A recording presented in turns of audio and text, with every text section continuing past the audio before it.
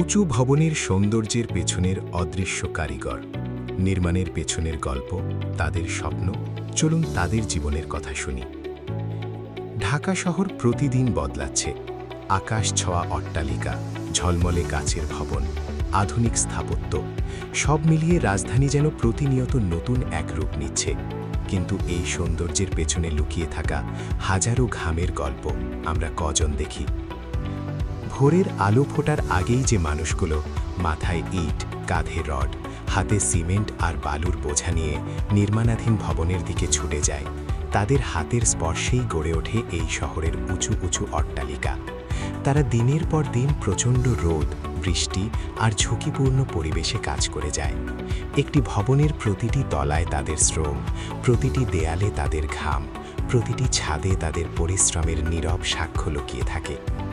কিন্তু নির্মাণ শেষ হলে সেই ভবনের আলোয় আলোকিত জীবন তাদের ভাগ্যে জোটে না।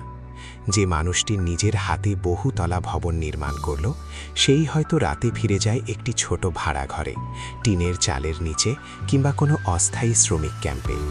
যে ভবন দাঁড়িয়ে থাকে তার শ্রমের স্মারক হয়ে, সেখানে বাস করার স্বপ্ন তার নাগালের বাইরে থেকে যায়। সেই নির্মাণ শ্রমিকের কাছে প্রতিটি দিন একটি হিসাব। আজকের মজুরি দিয়ে কালকের সংসার চলবে কি? সন্তানের পড়াশোনার খরচ জুটবে কি? অসুস্থ হলে চিকিৎসা হবে তো? এসব প্রশ্ন নিয়েই তাদের প্রতিদিনের জীবন।